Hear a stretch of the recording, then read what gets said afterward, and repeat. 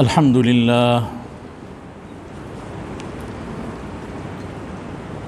لله وكفى وسلام على عباده الذين اصطفى لا سيما على سيد الرسل وخاتم الأنبياء وعلى آله وصحبه نجوم الهدى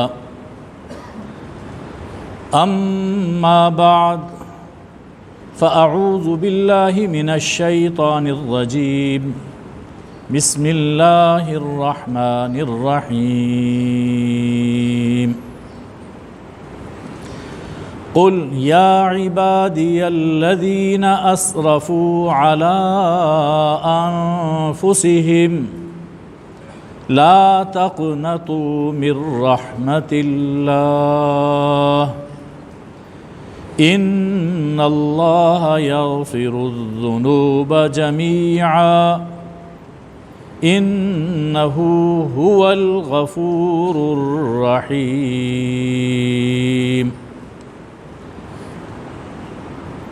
صدق اللہ مولانا العظیم۔ حاضرین گرامی قدر، آج 14 شعبان ہے۔ آنے والی شب 15ویں شعبان کی شب ہے، جسے عرف عام میں شب برات کہا جاتا ہے۔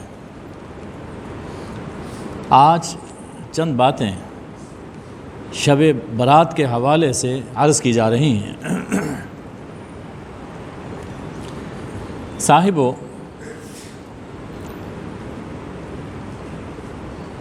رجب اور شعبان میں حضور اکرم صلی اللہ علیہ وآلہ وسلم کا کچھ معمول تھا اور کچھ آپ نے اپنی امت کے لیے فرمایا۔ تو سب سے پہلے ہم دیکھتے ہیں کہ رجب اور شعبان میں رسول اللہ صلی اللہ علیہ وآلہ وسلم کا معمول کیا تھا۔ رجب شروع ہوتا تو حضور اکرم صلی اللہ علیہ وآلہ وسلم ایک دعا شروع کر دیا کرتے تھے کہ اللہم بارک لنا فی رجب و شعبان وبلغنا رمضان۔ اے اللہ، ہمیں رجب اور شعبان میں برکتیں عطا فرما اور ہمیں رمضان میں پہنچا، ہمیں رمضان نصیب فرما۔ اس دعا سے یہ معلوم ہوتا ہے کہ حضور اکرم صلی اللہ علیہ وآلہ وسلم 2 ماہ پہلے سے رمضان کی تیاری شروع فرما دیتے تھے۔ رمضان کا اشتیاق بڑھ جاتا تھا۔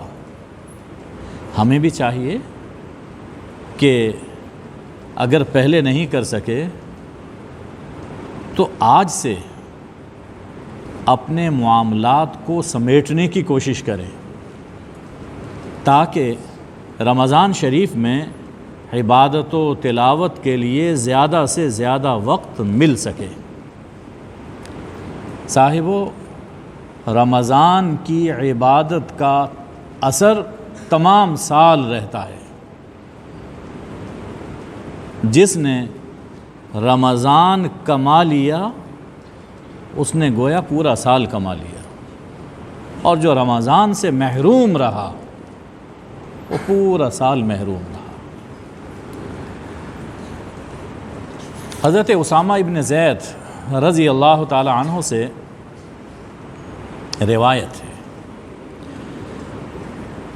میں نے عرض کی کہ یا رسول اللہ، حضرت اسامہ کہتے ہیں کہ میں نے عرض کی یا رسول اللہ، لم ارک تصوم شہرا من الشہور ما تصوم من شہر رمضان۔ میں دیکھتا ہوں کہ آپ شعبان میں جتنے روزے رکھتے ہیں دوسرے کسی مہینے میں اتنے روزے نہیں رکھتے۔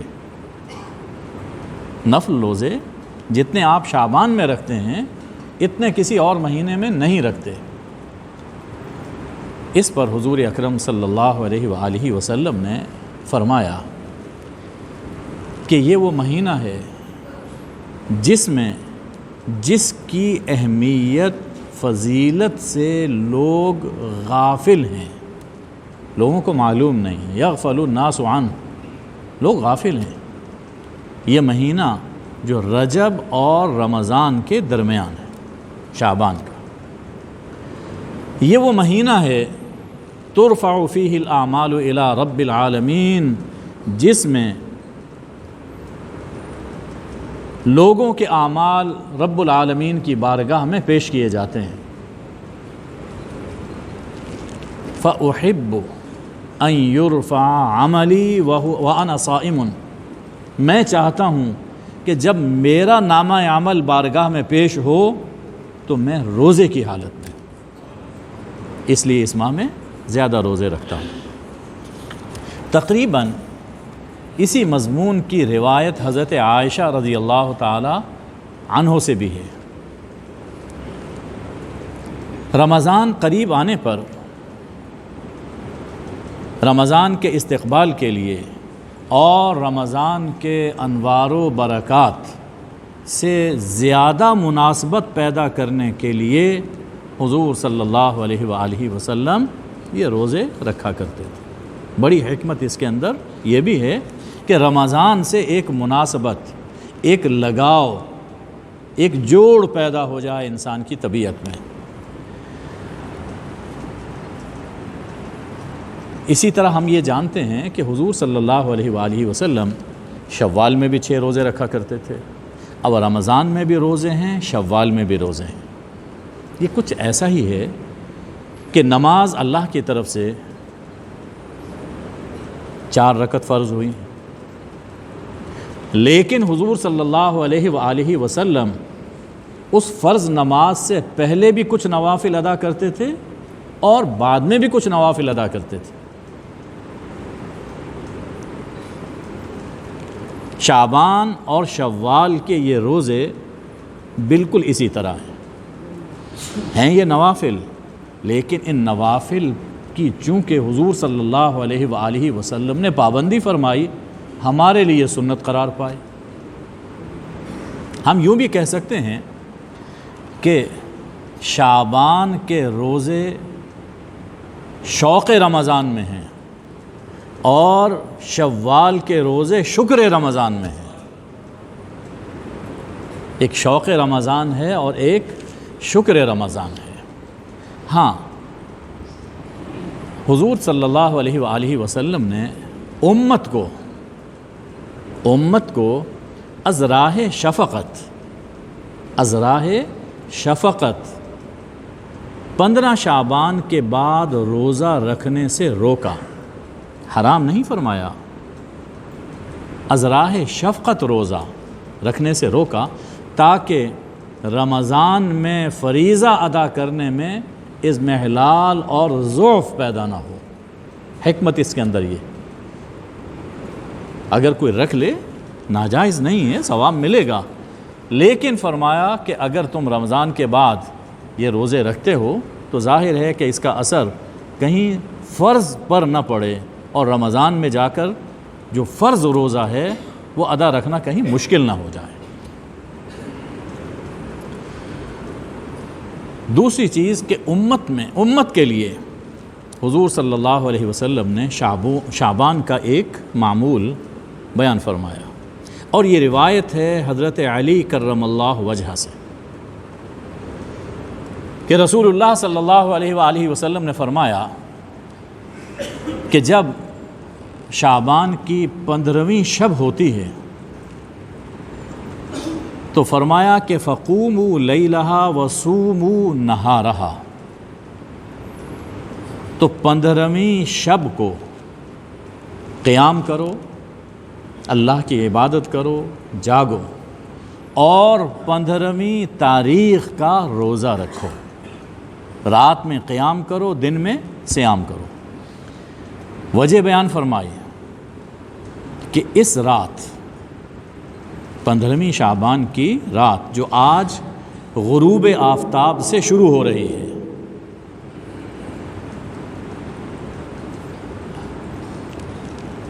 غروب آفتاب سے طلوع سحر تک اللہ اپنے بندوں پر خاص نظر رحمت فرماتا ہے۔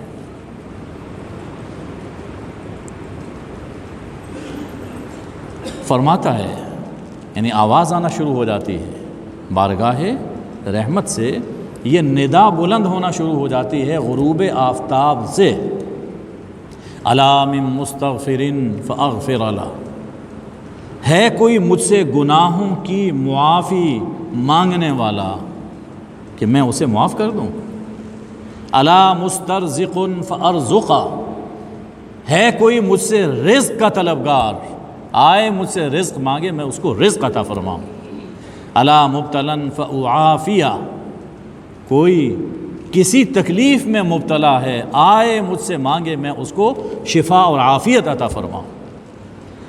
ایک ایک حاجت کا اللہ کی بارگاہ سے نام لیا جاتا ہے، پکارا جاتا ہے، حتیٰ یطلع الفجر، یہاں تک کہ فجر طلوع ہوتے ہیں، پوری رات اللہ کی طرف سے یہ ندائے رحمت بلند ہوتی رہتی ہے۔ صحیح مسلم کی روایت میں بالکل یہی رحمت، یہ ندائے آسمانی آخر شب میں مذکور ہے۔ روزانہ شب میں جب ہم مزے سے سو رہے ہوتے ہیں تو ہر شب اللہ کی بارگاہ سے آخر شب میں یہ آواز آتی ہے، لیکن ہم کمزور ہیں، سو رہے ہوتے ہیں۔ اب روزانہ کی شب اور اس شعبان کی شب میں اور اسی طرح رمضان کی شب میں فرق کیا ہوا؟ فرق یہ ہے کہ جو کرم باقی راتوں میں، عام راتوں میں آخر شب میں ہوتا ہے، اس 15ویں شعبان کی شب میں، رمضان کی راتوں میں وہ کرم غروب آفتاب سے شروع ہو جاتا ہے، تاکہ اگر کوئی میرا کمزور بندہ آخر شب میں مجھ سے ہم کلام نہیں ہو سکا، مجھ سے نہیں مانگ سکا، تو آؤ ایک رات ایک مہینہ میں دے رہا ہوں کہ اس میں بڑی آسانی سے تم مجھ سے اپنی حاجات کا سوال کر سکتے ہو، میں عطا فرماؤں۔ صاحبو، 15 شعبان کی رات کا قیام اور دن کا سیام رمضان کی برکت اور عبادت کا ایک نمونہ ہے۔ جو عبادت رمضان میں آ رہی ہے کہ راتوں کو قیام ہوتا ہے، دن میں روزہ ہوتا ہے، اس کا ایک نمونہ ہے اور رمضان کی تمہید ہے کہ اب غفلت چھوڑو، کمر ہمت باندھ لو اور رمضان کے لیے تیار ہو جاؤ۔ صاحبو، 15 شعبان کی رات کو محدثین نے لیلۃ الرحمہ، شب رحمت، لیلۃ مبارکہ، شب برکت، لیلۃ البراءہ، شب برات لکھا ہے۔ کئی عنوانات سے محدثین نے اس شب کا تذکرہ کیا ہے۔ آج کل ہمارے ہاں 2 طرح کی باتیں کہی جا رہی ہیں، اور اخباروں میں، چینلز میں 2 طرح کی باتیں آپ پڑھ رہے ہوں گے، سن رہے ہوں گے۔ کچھ لوگ تو یہ کہہ رہے ہیں کہ سب کچھ اسی رات میں ہے، کچھ لوگ یہ کہتے ہیں کہ سب کچھ اسی رات میں ہے، اور کچھ لوگ یہ کہتے ہیں کہ اس رات میں کچھ بھی نہیں، ایک عام رات کی طرح ایک رات ہے۔ یہ 2 انتہائیں ہیں۔ اس رات میں سب کچھ ہے، یہ ایک انتہا، اور اس میں کچھ نہیں، یہ دوسری انتہا ہے۔ حقیقت یہ ہے کہ اس رات میں جو روایات وارد ہوئی ہیں 2 طرح کی ہیں۔ کچھ روایتیں وہ ہیں جن میں اسے تقدیر کی رات قرار دیا گیا ہے۔ ہمارے ہاں ایک لفظ معروف ہے کہ یہ بجٹ کی رات، تقدیر کی رات، کہ زندگی موت، رزق کی تنگی اور فراخی، عزت اور ذلت، الغرض قضاء و قدر کے سب معاملات اسی شب میں قرار پاتے ہیں۔ کچھ روایتیں اس مضمون کی ہیں، اور کچھ لوگوں نے اس بات کا ماخذ قرآن مجید سے تلاش کیا۔ یہ بہت اہم بات عرض کر رہا ہوں،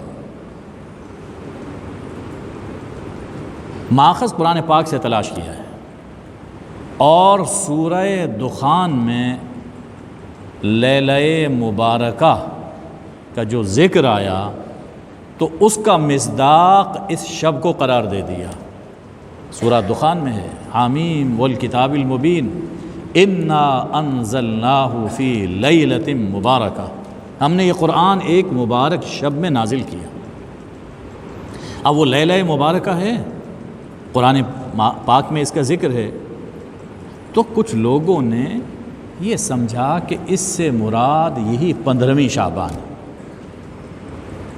دیکھیے یہ روایات درست نہیں ہیں۔ جن روایات میں یہ کہا گیا، یہ وارد ہوا کہ یہ تقدیر کی رات ہے، تقدیری معاملات اس رات میں طے پاتے ہیں، یہ روایات درست نہیں ہیں، اس لیے کہ قرآن مجید کی صریح نصوص سے ٹکراتی ہیں۔ قرآن میں ایک چیز واضح طور پر بیان فرما دی گئی ہو، کوئی حدیث اس کے خلاف ہو ہی نہیں سکتی۔ ظاہر ہے کہ بعد میں آنے والوں نے اس میں کچھ اضافہ کر دیا، اس کی نسبت غلط کر دی۔ قرآن محفوظ ہے، اور یہ جو کہا گیا کہ سورہ الدخان میں مذکور لیلہ مبارکہ کا مصداق یہ رات ہے، درست نہیں ہے، اس لیے کہ یہ قرآن مجید کی خود اپنی تفسیر کے خلاف ہے۔ سب سے بہترین تفسیر وہ ہے جو قرآن اپنی خود کرتا ہے، القرآن یفسر بعضہ بعضا، سب سے بڑی تفسیر۔ ایک بات کو ایک جگہ بیان فرمایا، دوسری جگہ قرآن وہی مضمون بیان فرماتا ہے، جس سے واضح ہو جاتا ہے کہ اس جگہ پر اللہ کی مراد کیا ہے۔ یہ قرآن کی اپنی تفسیر کے خلاف۔ دیکھیے سورہ دخان میں اللہ نے فرمایا کہ انا انزلناہ فی لیلۃ مبارکہ، ہم نے اس قرآن کو شب مبارک میں نازل فرمایا، اور سورہ قدر میں فرمایا انا انزلناہ فی لیلۃ القدر، ہم نے اس قرآن کو شب قدر میں نازل فرمایا، اور سورہ بقرہ میں فرمایا شہر رمضان الذی انزل فیہ القرآن، یہ رمضان کا مہینہ ہے جس میں قرآن نازل کیا گیا، یہ رمضان کا مہینہ جس میں قرآن نازل کیا گیا۔ اب ان تینوں آیات کو سامنے رکھیے کہ قرآن شب قدر میں نازل ہوا، اور وہ شب قدر رمضان میں آتی ہے۔ واضح ہو گیا کہ سورہ دخان میں جو اللہ جل شانہ نے فرمایا کہ انا انزلناہ فی لیلۃ مبارکہ، ہم نے اس قرآن کو ایک شب مبارک میں نازل فرمایا، اس سے مراد بھی وہی برکت ہے جو شب قدر کے اندر اللہ نازل فرماتا ہے، وہ رمضان میں آتا ہے۔ بلکہ آپ غور کیجئے تو سورہ الدخان کی ابتدائی آیات اور سورہ القدر پوری کی پوری سورہ، ان دونوں کا مضمون بالکل یکساں ہے۔ سورہ الدخان میں فرمایا انا انزلناہ فی لیلۃ مبارکہ، القدر میں ہے انا انزلناہ فی لیلۃ القدر، دخان میں فرمایا کہ فیہا یفرق کل امر حکیم، کل امر حکیم، سورہ القدر میں فرمایا من کل امر، وہی بات جو دخان میں ہے وہی بات القدر میں ہے۔ الدخان میں فرمایا امرا من عندنا، سورہ القدر میں فرمایا بِإِذْنِ رَبِّهِمْ، امر کا لفظ ہے، یہاں اذن کا لفظ ہے، دونوں ہم معنی ہیں۔ الدخان میں ہے اِنَّا كُنَّا مُرْسِلِينَ، ان فرشتوں کو ہم بھیجتے ہیں۔ القدر میں فرمایا تنزل الملائکۃ والروح فیہا بِإِذْنِ رَبِّهِمْ، انہی فرشتوں کے نازل ہونے کا ذکر ہے۔ سورہ الدخان میں ہے رحمتم من ربک، اور القدر میں ہے سلام، رحمت اور سلامتی ہم معنی الفاظ ہیں۔ تو الدخان کا پورا مضمون وہ القدر میں اللہ نے بیان فرمایا، اور خود لفظ القدر پر غور کیجئے، اس کا معنی ہی تقدیر ہے۔ تو قرآن کی اس تفسیر اور سورہ القدر کے نام سے یہ متعین ہو جاتا ہے کہ تقدیری معاملات کا تعلق شب قدر سے ہے، شب برات سے نہیں، اور یہ شب رمضان میں آتی ہے، شب قدر۔ لگتا ایسا ہے کہ کچھ محدثین نے اسے جو لیلہ مبارکہ کہا، اس سے کچھ لوگوں کو الدخان میں مذکور لیلہ مبارکہ سے اشتباہ ہو گیا۔ انہوں نے کہا کہ یہ لیلہ مبارک، اس میں کیا شک ہے؟ تو کہا کہ وہاں جو مذکور ہے نا سورہ الدخان میں، یہ وہی لیلہ مبارکہ، تو اشتباہ ہو گیا، اور ساری روایات الدخان میں مذکور شب پر چشمہ کر دیں۔ پھر دخان میں جو رات ہے اور اس رات کی جو شان مذکور ہے، اسے 15ویں شب کی رات اور اس کی شان قرار دیا، حالانکہ اس رات کی برکت اور اس رات کی برکت جدا جدا ہے۔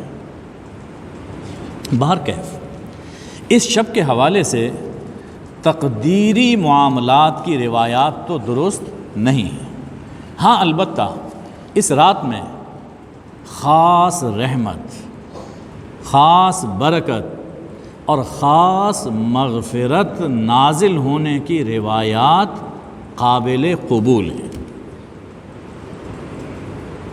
کہ اس رات میں اللہ کی خاص رحمت نازل ہوتی ہے، اللہ خاص برکتیں عطا فرماتا ہے، اور اللہ تعالیٰ خاص مغفرت فرماتا۔ یہ روایات، اس مضمون کی روایات یہ درست ہے۔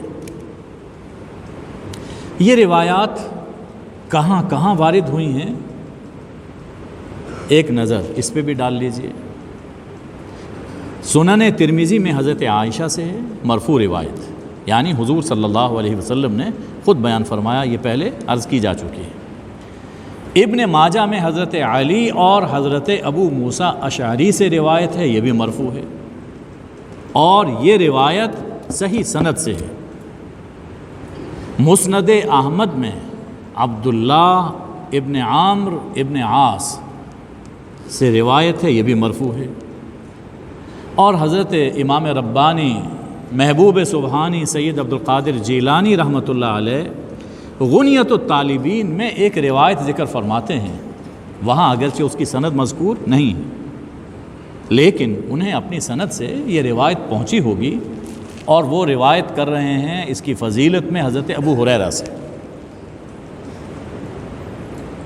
سنن بہقی میں حضرت عائشہ سے روایت ہے۔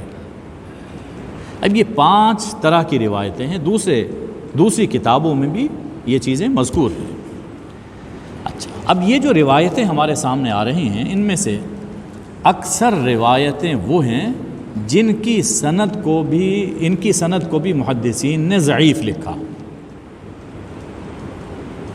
سند کو ضعیف لکھا۔ اب یہ ضعیف کا لفظ ہمارے ہاں جب بولا جاتا ہے تو ہم یہ سمجھتے ہیں کہ یہ روایت قابل عمل نہیں ہے۔ ضعیف کو ہم صحیح کے مقابل سمجھتے ہیں کہ گویا صحیح نہیں ہے اور اس پر عمل درست نہیں ہے۔ یہ فہم ٹھیک نہیں۔ سنن ترمذی آپ دیکھیے، وہاں امام ترمذی رحمۃ اللہ علیہ ہر حدیث کے بارے میں بیان کرتے ہیں، یہ حسن ہے، یہ صحیح ہے، یہ حسن ہے، یہ صحیح ہے۔ کئی روایتوں پر سندوں پر وہ لکھتے ہیں کہ یہ ضعیف ہے، لیکن فرماتے ہیں کہ اکثر اہل علم کا عمل اسی پر ہے، اس کے اور قرائن ہوتے ہیں۔ اب دیکھو جوان، ایک جوان ہے، وہ بھی انسان ہے، لیکن اگر کوئی ضعیف ہو جائے تو کیا اسے انسانیت سے خارج کر دو گے؟ ہے وہ ضعیف ہے، اس کے قوا ضعیف ہو گئے، لیکن اس کا یہ معنی نہیں ہے کہ وہ انسان نہیں رہا۔ تو سند کبھی ضعیف ہوتی ہے، اس کا یہ معنی نہیں ہے کہ حدیث بھی ضعیف ہے، جرح اگر ہوگی تو سند میں ہوگی، حدیث میں جرح نہیں ہوگی۔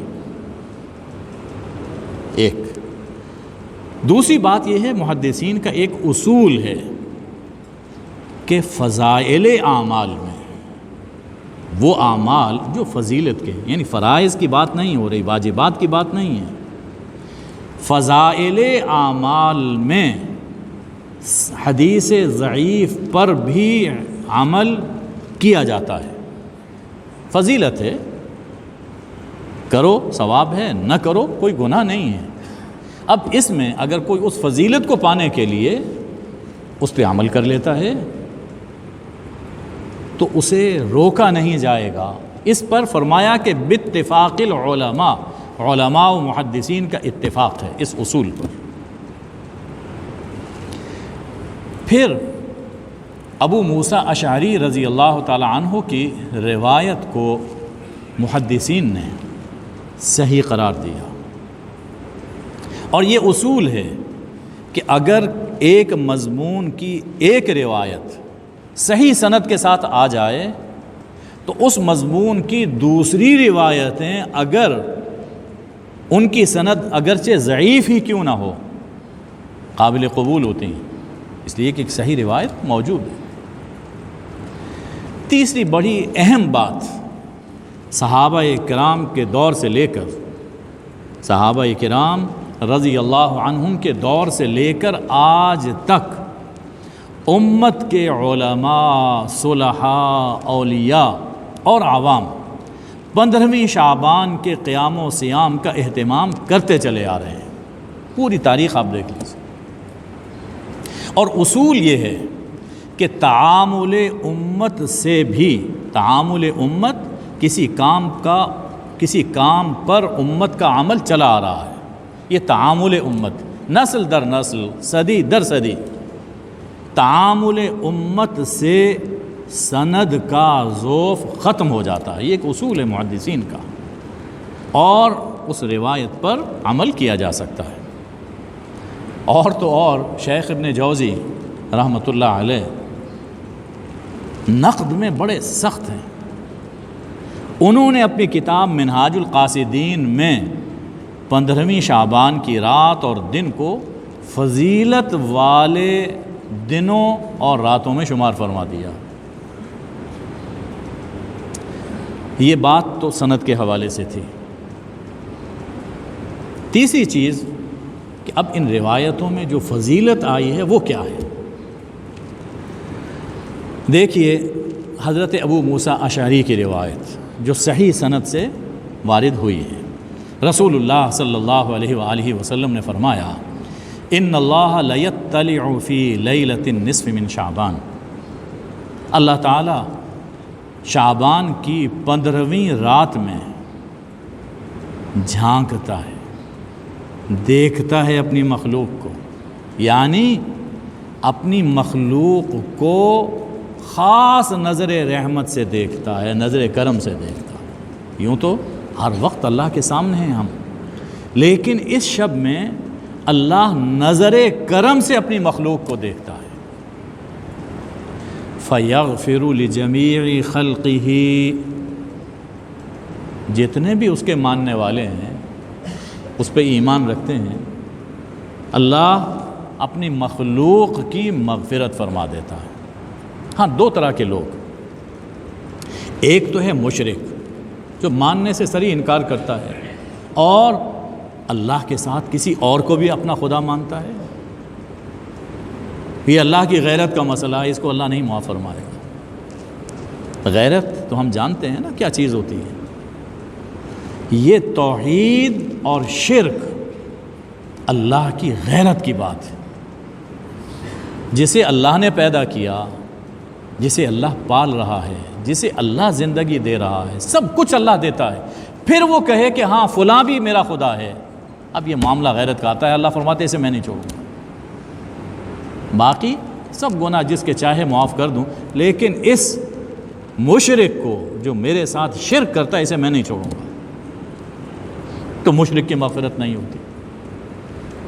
اور دوسرا ہے مشاحن، کینہ پرور، بغض رکھنے والا، اپنے ذاتی کسی وجہ سے، نفس امارہ کے تقاضوں سے حسد کرتا ہے، دل میں بغض رکھتا ہے، جیلسی ہے اس کے دل میں کسی کے لیے، اس کو بھی اللہ معاف نہیں کرے گا۔ دینے والا تو سب کو اللہ ہے، تم کیوں حسد کرتے ہو؟ تم کیوں اسے کینہ رکھتے ہو؟ تم بھی اللہ سے مانگو، اللہ تمہیں بھی دے گا۔ دوسری ایک روایت میں یہی مضمون ہے، اور اس میں ایک تیسرے شخص کا اضافہ ہے، وقاتل نفس، اور جو کسی شخص کو ناحق قتل کر دے اس کی بھی مغفرت نہیں ہوتی۔ سب کی ہوگی، اس کی نہیں ہوتی۔ 3۔ اچھا، ایک روایت حضرت عائشہ رضی اللہ تعالی عنہا سے ہے، اور یہ ترمذی اور ابن ماجہ دونوں میں مذکور ہے۔ حضرت عائشہ فرماتی ہیں کہ ایک شب میں نے دیکھا کہ رسول اللہ صلی اللہ علیہ وسلم اپنے گھر تشریف نہیں رکھتے، تو مجھے کچھ فکر ہوئی، میں اٹھی اور آپ کے نشان قدم کے پیچھے پیچھے ہو لی، یہاں تک کہ بقی میں پہنچ گئی، جسے ہم جنت البقیع کہتے ہیں۔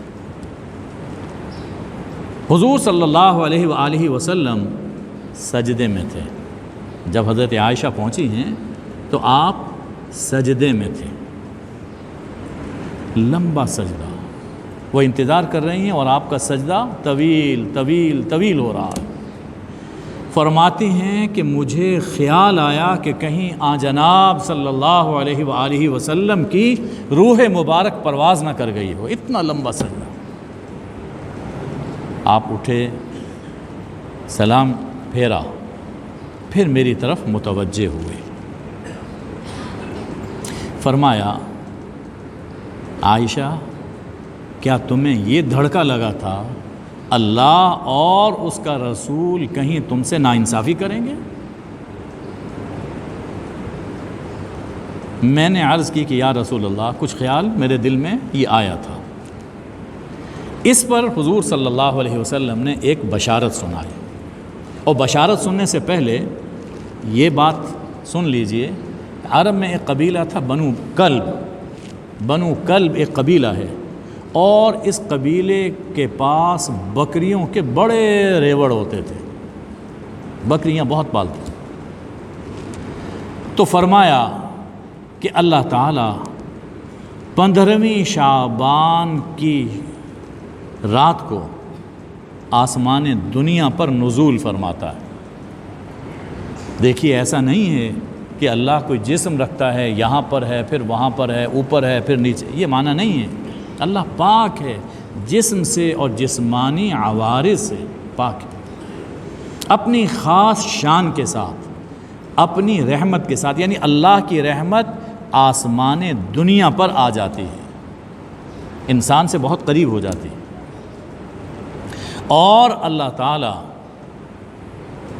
بنو کلب کی بکریوں کے بالوں سے زیادہ انسانوں کی مغفرت فرماتا ہے، بے شمار انسانوں کی۔ رزین کی روایت میں ہے کہ ممن استحق النار، ان لوگوں کی کہ جو جہنم کے مستحق ہو چکے، اللہ ان کی بھی مغفرت فرماتا ہے۔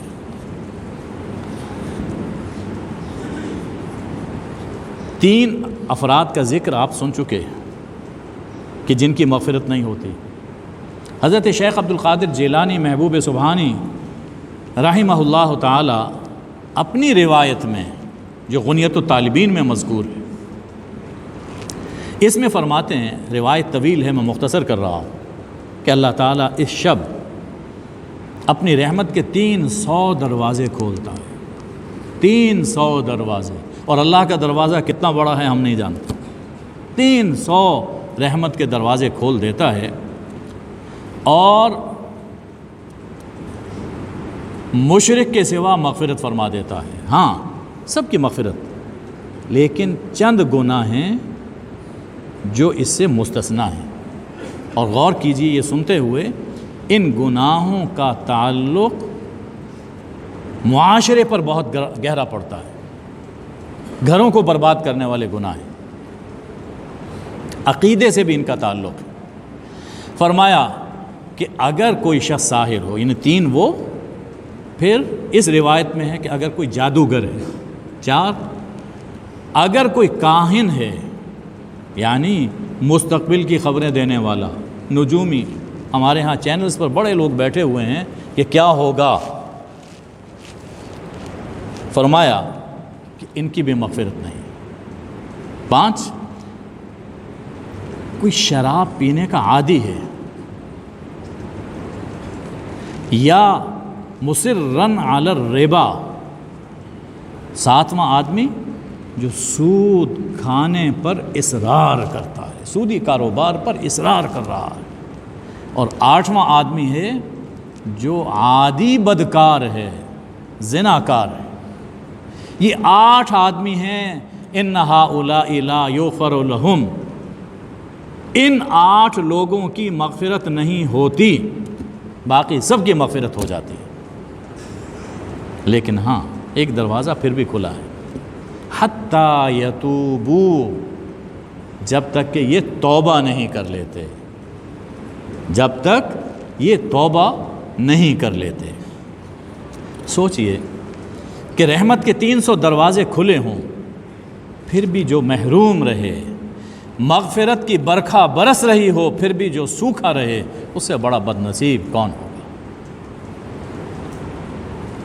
اس لیے اس رات جو آنے والی رات ہے، اس رات کا پیغام توبہ ہے۔ یہ رات ہم سے توبہ کا تقاضا کرتی، ہمیں توبہ کی مہلت دیتی ہے۔